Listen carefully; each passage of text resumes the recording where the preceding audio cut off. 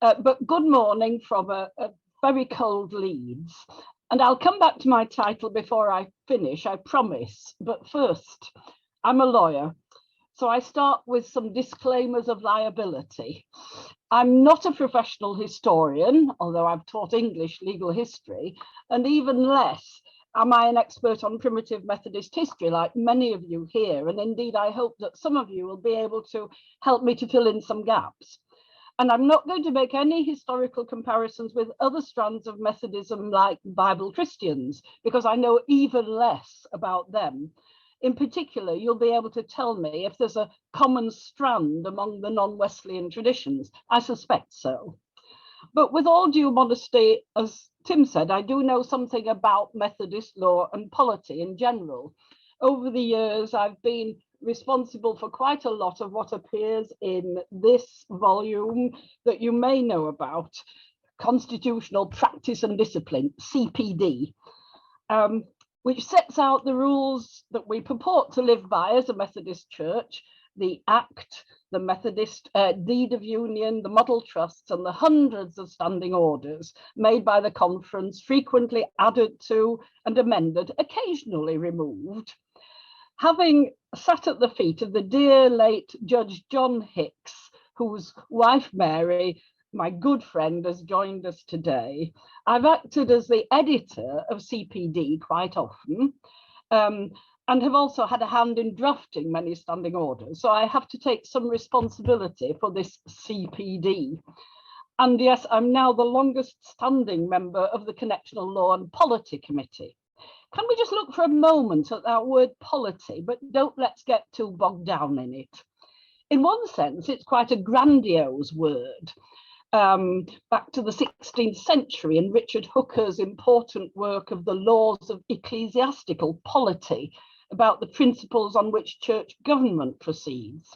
So in this little handbook of Primitive Methodist, Handbook of Primitive Methodist Church Principles and Polity, which the Methodist historian H.B. Kendall produced in 1923, interestingly, at the suggestion of the Sunday School Committee, we have an exploration of Primitive Methodist polity, how the church was governed. And I'm grateful to have had sight of this book from the study shelves of my dear friend and colleague, Brian Beck. As to Primitive Methodist polity, Kendall comes up in the end with this, I quote, Presbyterian Methodist might serve as a fairly accurate description of our polity. There are signs, he says, however, of an approximation to congregationalism in the system of extended pastorates that is gaining ground among us. Sounds a bit familiar. But in another sense, polity is something less grand, more down to earth than systems of government. It's also about how we do things around here. Not everything's captured in law, in standing orders. There's this hinterland of things where you might say, well, it goes without saying that that's the way we do it. Let's leave polity at that, friends. So what do I want to do today? Well, one of the fun things I do, and yes, I'm a sad person, I know, is an occasional morning session with probationer ministers, particularly those in the Northwest region, actually. Yes, they've heard about CPD in theory, in initial training, but it's only when they get into circuit and have to chair an argumentative church council or deal with an awkward treasurer that they realise it might be useful to open the book. And I do a session. I used to call it Finding Your Way Around CPD, and then I realised that might be ambiguous, so I now call it Finding Your Way Through CPD, giving them an overview.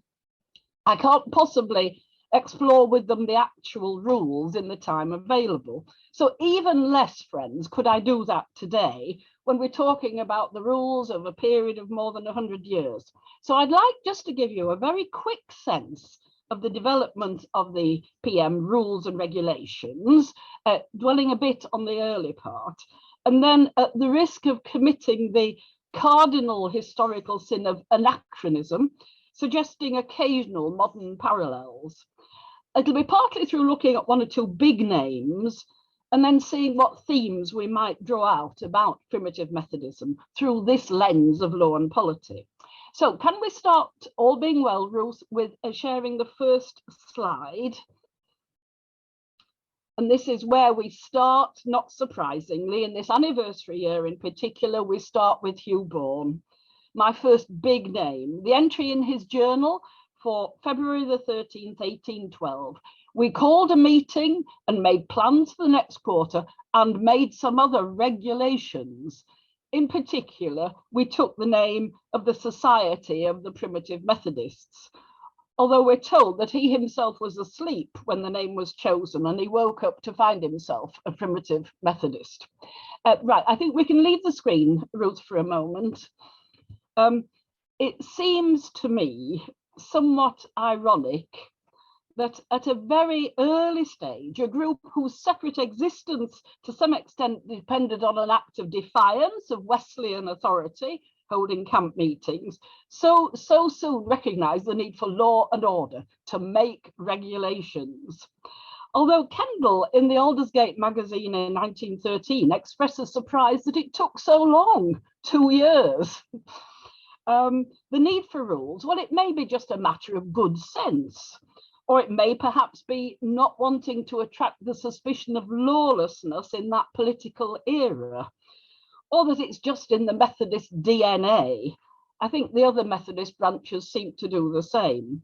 In Kendall's words, the primitive Methodists did not want to be ruleless or a law unto themselves.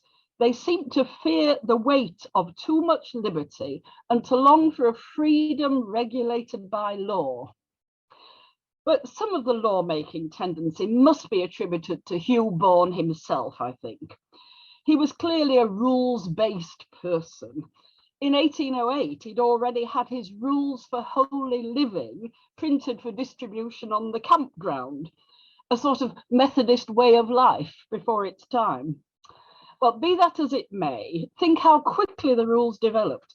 Even before that February 1812 meeting, we have the formation of societies in the early Tunstall circuit with class tickets, and a general meeting in 1811 decided to link these to collecting money for the support of the 2 travelling preachers, and so they required the appointment of a circuit steward.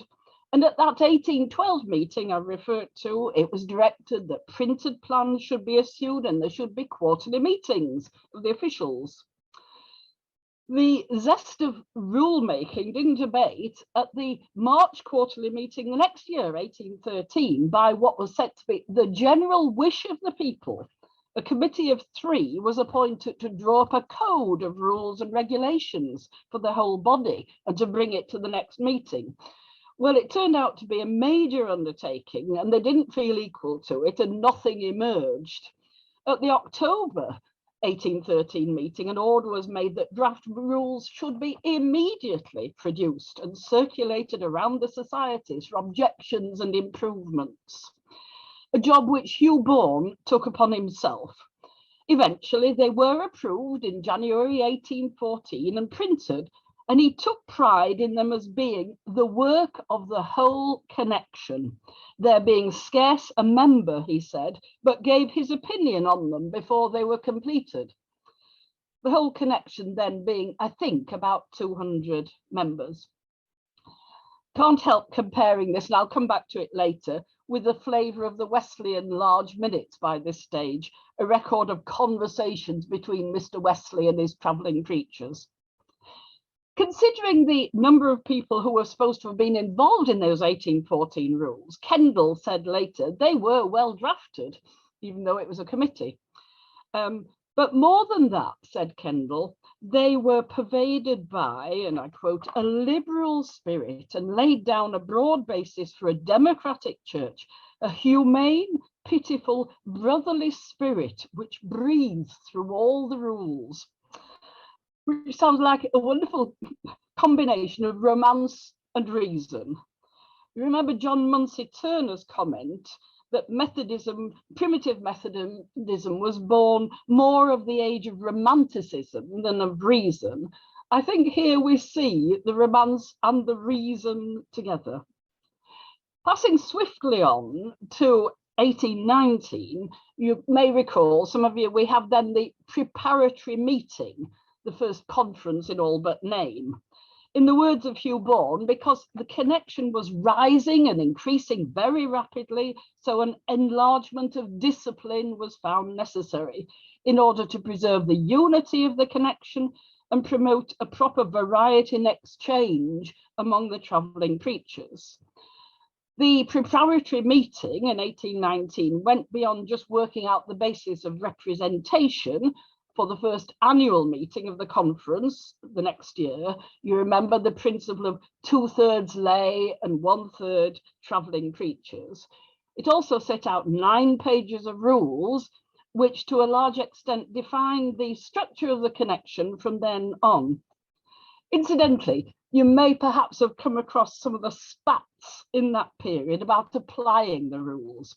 At that 1819 preparatory meeting, William Clowes presented himself, and it was found he hadn't been regularly elected, so the whole circuit meeting had to be convened to elect somebody to the meeting. William Clowes was elected. A couple of years later, Hugh Bourne, having been instrumental in applying those rules strictly, found himself excluded. He thought he didn't need to be elected to the conference as he was the connectional editor, but the conference thought otherwise. The sort of weaponizing of rules, which is not a new phenomenon. And in fact, when that conference did get into a tangle, they had to fetch him into the room to sort them out anyway. I've gone into that period in a little detail just because I think how remarkable it is that within the space of a decade or so, the whole framework and to some extent detailed rules were developed. That this was largely down to Hugh Bourne, I do think is the case. And that's without mentioning, for example, his treatise on chairmaning, how to conduct public meetings, something that perhaps would be welcome in some circuits today. Now, that by no means exhausted the enthusiasm for lawmaking in the years to come. On the next slide, Ruth, just very briefly, I've listed a few of the milestones in the next decade. I'm not going to talk about them, but you'll see there in a minute, yes, General Committee established, creation of districts, General Missionary Committee established, and disciplinary rules to remove inefficient travelling preachers and to curb awkward lay people. Now, we'll leave the screen there, Ruth, for a moment. Aspiring and unstable laymen that they were trying to curb. Right, let's leave this screen. Before we leave this earlier period, and don't worry, I'm not going to do the rest in such detail, there's one other piece of work which sheds light on Hugh Bourne's legal abilities, and that was the deed poll. It had become clear that the precarious tenure on which the chapels were held meant that a deed similar to the deed of declaration that John Wesley made for his connection in 1784 was needed. So to set the conference on a permanent legal basis, there should be a group of permanent members, not a legal 100 as for the Wesleyans, but 12 deed poll members. And here we need to introduce another big name, Thomas Bateman, who as a close confidant assisted Hugh Bourne in this deed poll task, set to be as much his work as Bourne's. Now, there are various pictures of Thomas Bateman on the My Primitives website. And can we move on, Ruth, to the next slide, which I've just chosen one of them. A rather distinctive character, I think you'll say. He was described by Barber as our most typical lay representative. Well, whatever you may say about him, I don't think typical quite nails it. He had the unmatchable record of serving twice as president of the conference, as lay people could, and once as vice president. He wasn't a lawyer as such, he was a working farmer and a very effective businessman. It was said of one enterprise that he was involved in, from which he withdrew because of all the pressure on time demanded by his many connectional and circuit activities, that his partner in that business eventually made £1 million from it, which in those days is going some. The service that he rendered to the connection in an incredible range of ways, I have to say, is redolent of lay people we can remember in our own day who have given sacrificially of their time, but not many perhaps have lived to 98 as he did. Let's leave the screen, Ruth, at that point, if we may. Coming back to the deed poll that he assisted with, well, they decided it was desirable, but then there seemed to be a lot of delays, not entirely the fault of the professional lawyers, but eventually a first draft was prepared and it was examined and passed by the whole connection, the conference at Scotter in 1829, which is rather different from the John Wesley approach to drawing up his deed of declaration by himself. It was passed then to the lawyer for the Primitive Methodist called John Wilkes, who was a great defender of religious liberty. He worked on it without charge, and it was approved by the Leicester Conference in 1831. John Wilkes probably had a rather easy ride for this pro bono piece of work, as after he'd examined the draft, he pronounced, "Mr. Bourne has a strong mind and great legislative talents." It's been said, perhaps with some bias, that in 1932, those drawing up the necessary successor deed of union said that this deed poll was the most perfectly correct in phrasing and execution compared with the other two. Or perhaps, I think the 1932 professional lawyers said that to all three denominations to butter them up. I mention the deed poll because it's in the deed poll that we find set down the doctrines of primitive Methodism, which then become the first section of all the rule books thereafter. There were 11 doctrines, and it would be fun to try and test you to see if you knew what they were, but I won't. But just briefly on the screen, Ruth, if you care to refresh your memories, we're going to put them up as they appeared in the 1912 edition. Thanks, Ruth. You'll see that they cover an awful lot of things, although B was amended slightly, as you'll see.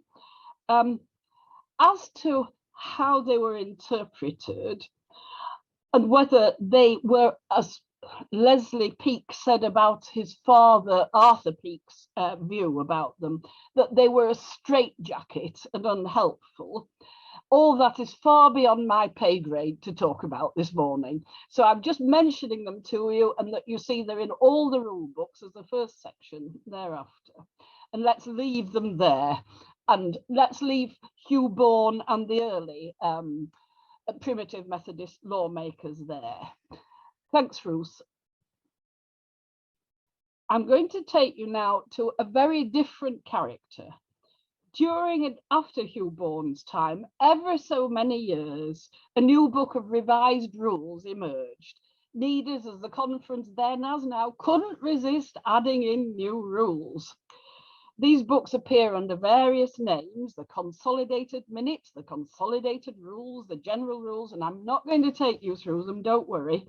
But a particular milestone was the decision of the conference to have a new edition in 1849.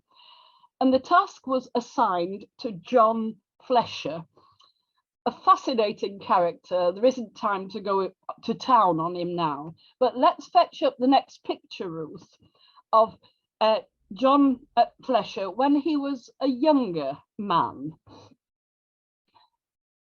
I've chosen this one because of a particular incident,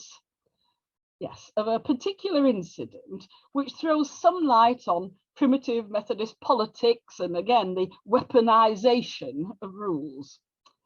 It's reported that at the Sheffield Conference of 1837, a charge was brought not against him, but against William Clowes for suffering John Flesher to be appointed a delegate to the conference. And the complaint was on the ground that Flesher wore a double-breasted coat. perhaps an example of polity, how we do things around here. And the charge seems to have been based not on the result of an actual examination of the coat, but of this portrait, because Fletcher was already quite a well-known figure, having been sent to various places as a troubleshooter to deal with massive debt problems. It turned out that the incriminating coat was not a true double-breasted coat, but simply one with 2 rows of buttons, and the charge was withdrawn. Anyway, that encounter didn't do John Fletcher's reputation any harm. I think if we move on to the next portrait of him, thanks, Ruth, he doesn't quite such a fine figure in later life. But he was said, you know, to be the most considerable pulpit and platform orator Primitive Methodism ever produced. He became involved in the life of the developing connection in all sorts of ways, including the difficult decision as connectional editor to move the book room to London. Some of you may also recognize his name from the fact he produced a PM hymn book, which did not meet with universal acclaim, which needn't surprise us, because even now the honor of producing a new hymn book for Methodists is something of a poisoned chalice, rather than a way of making friends and influencing people. But what he did with regard to the 1849 consolidated minutes reflects both an imaginative and a rational approach to how we might view the task of setting out our rules, romance and reason. Fletcher regarded it as not a chore, but a sacred task. And if we move on to the next slide, Ruth, the preface to this 1849 begins with those words, and I've got to my title at last, as you'll see. Understandest thou what thou readest? And as you'll recognize, I hope, it's a quote from Acts 8, verse 30, when Philip encounters the Ethiopian eunuch. Thanks. We'll leave the screen again, Ruth. Thank you. Now, Fletcher goes on in his introduction to say that his and the conference's aim is for all its members to understand for themselves the laws by which the whole family is governed, and not to leave them to be understood and expounded by a few for all the rest. I'm reminded of the language of Tyndale wanting the ploughboy to be able to read the English Bible at his plough. It's more, therefore, than just a consolidation. It's a new exposition of the rules. He provides a full index and a lengthy glossary showing that he's using this exercise not just as an educational device to do with the rules, but a general educational device, because he includes in the glossary not just technical words, but words like edit, and explains it. And to accompany this surprisingly lengthy and complicated rules for exercising discipline, he provides in this edition a fold-out table, which, if it was done today on a website, you would probably call an algorithm. And he is at least inclusive enough to explain that the male pronoun is to be understood to include the female. He does mention the fact. But not only is it educational, to Fletcher himself, it was a work of devotion. This is what he says in the introduction. While I humbly lay this work at the foot of the cross for your sake, and for that of tens of thousands of my fellow creatures, I beg that you will baptize it with prayer, and that God will use it for his glory. Well, after an opening like that, a lawyer wonders what on earth is to come next. But from there onwards, we do have over 200 pages of clear exposition, which I haven't time to go into here. And to reinforce his urging that it was for all, there's continued insistence in these rules and in later editions, as I'll come back to, on the importance of the membership reading the rules attentively and frequently. They're intended to be accessible. Accessibility. I wonder, are we any further in 2023 in achieving that wonderful aim of accessibility of language, as the conference constantly urges us, or in that sense of a shared enterprise in interpreting the rules? I tried to make it one of my constant themes in my CPD sessions with probationers, that they need to recognize that knowledge is power, but that they're not the guardians of a sacred text, and that throwing the book at people in meetings, not literally, of course, isn't a proper exercise of their pastoral calling. It's to be worked on and with together.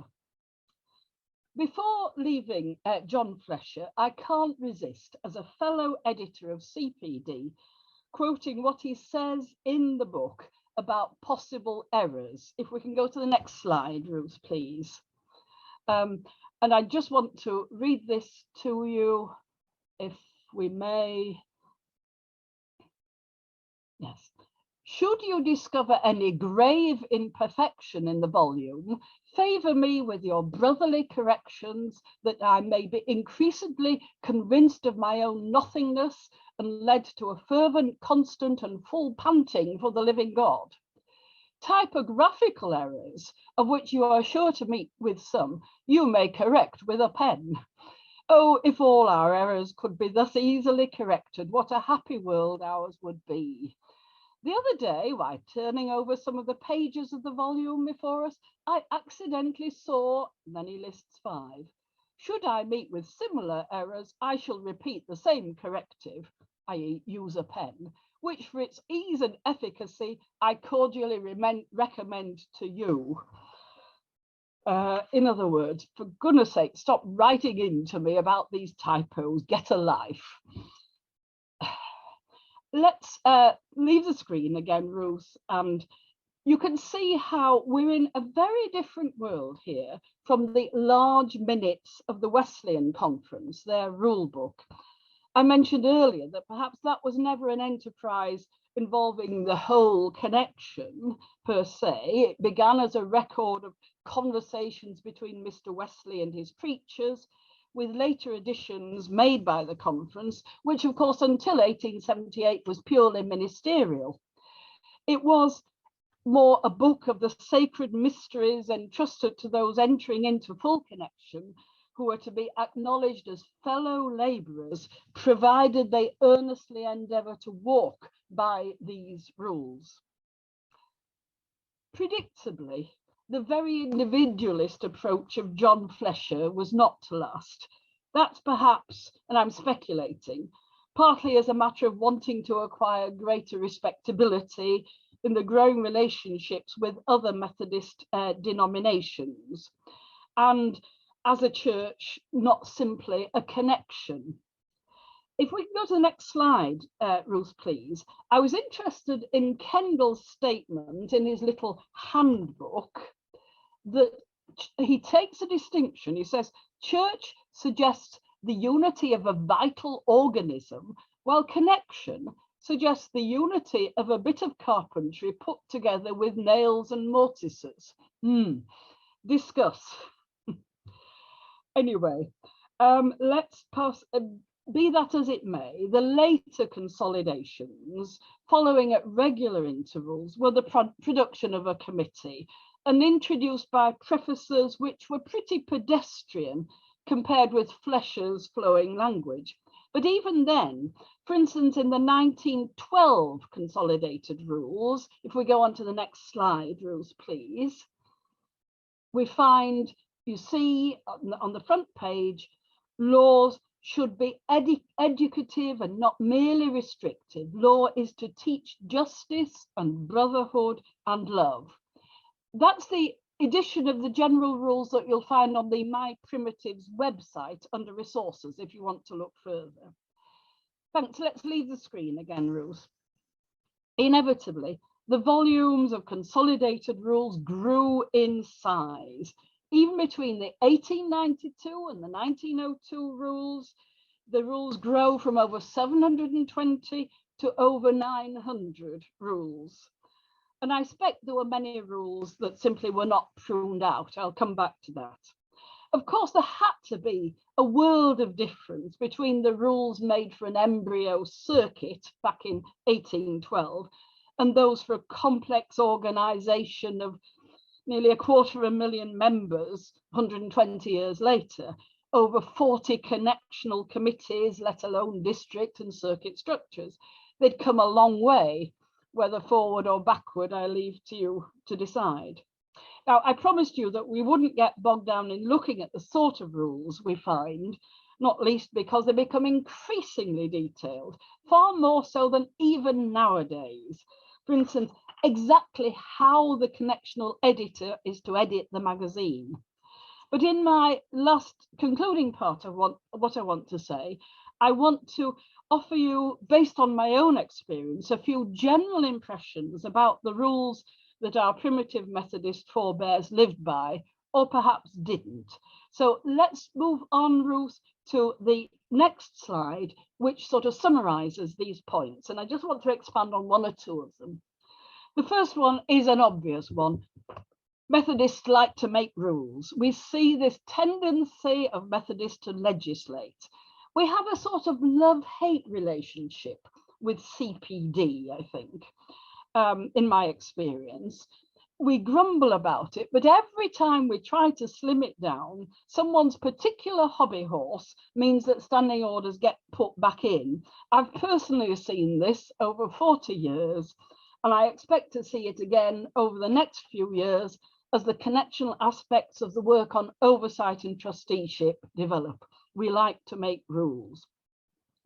And second, while our rule books can give a very interesting picture of what matters to a church, we have to remember that they're multi-layered. Despite attempts to consolidate and prune, they all contain strata from very different periods of our life.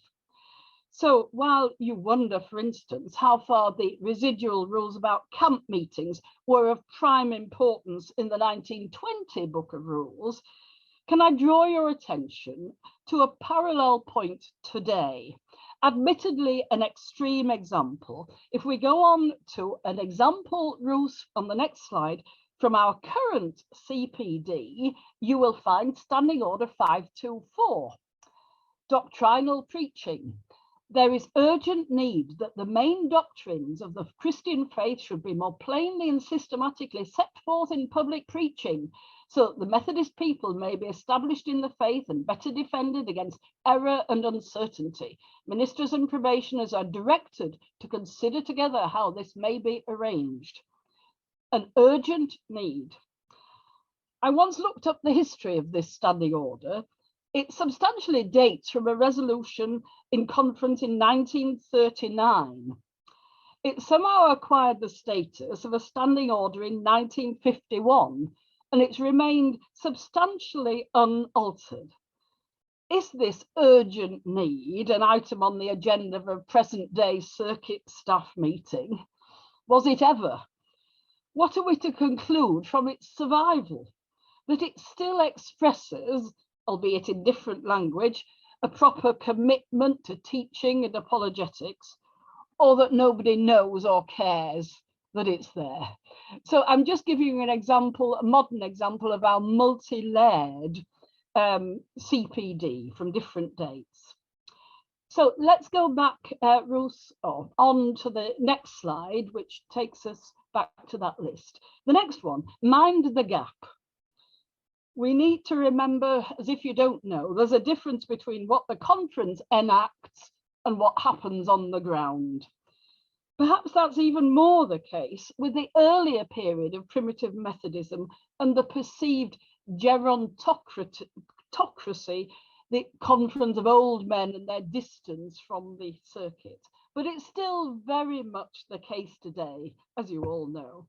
So don't assume that once a rule has been adopted, that's what happens.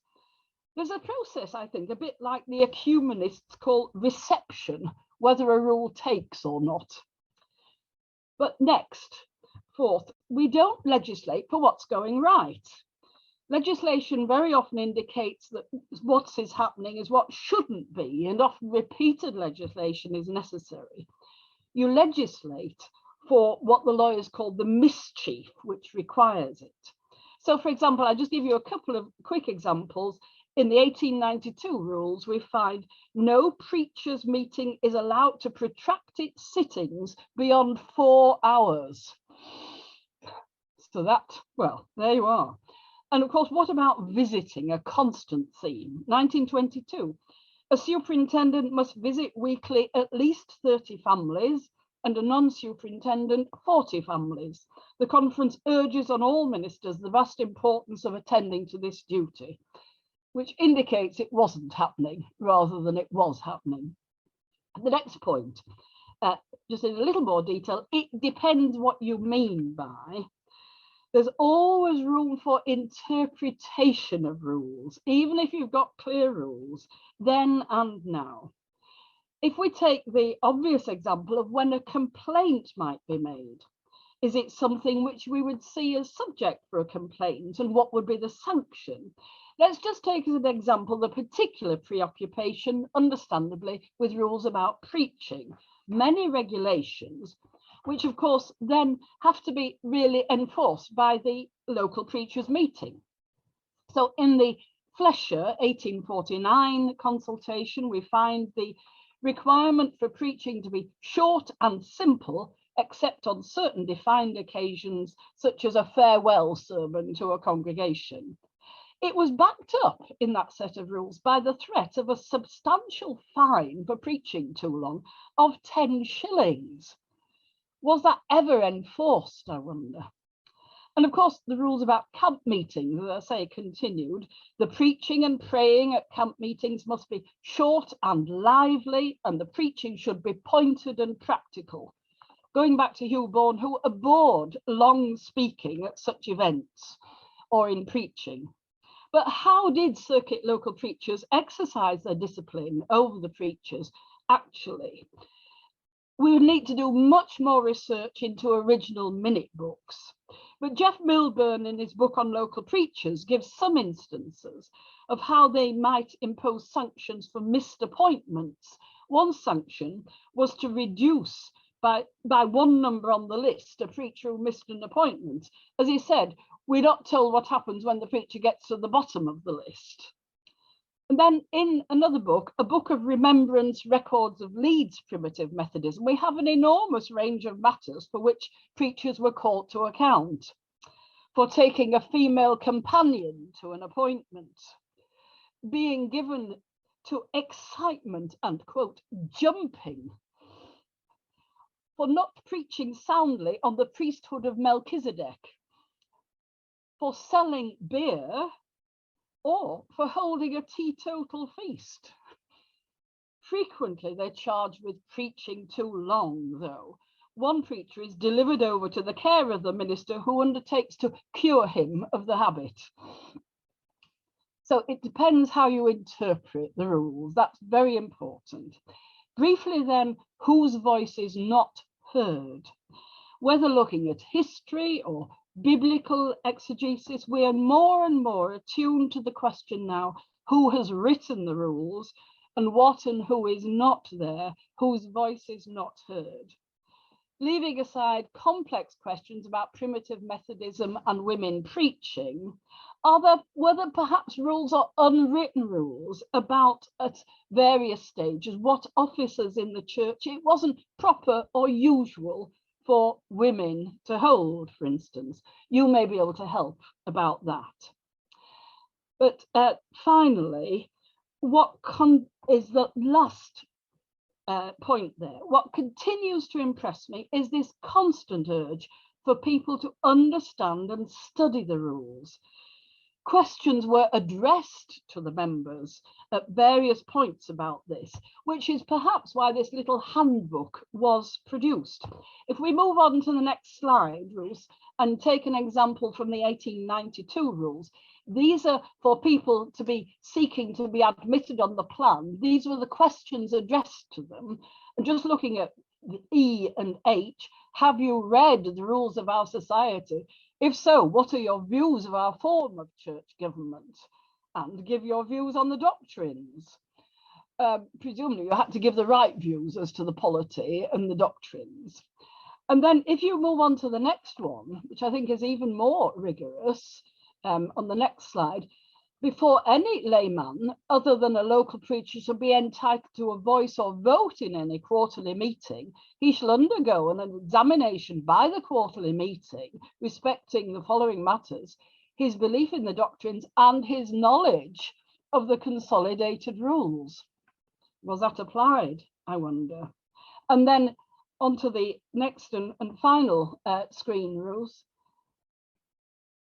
You find in the this one, all official persons are strongly recommended to read our connectional rules attentively and frequently. Their neglect of this will operate against their being delegated to attend either district meetings or the conference.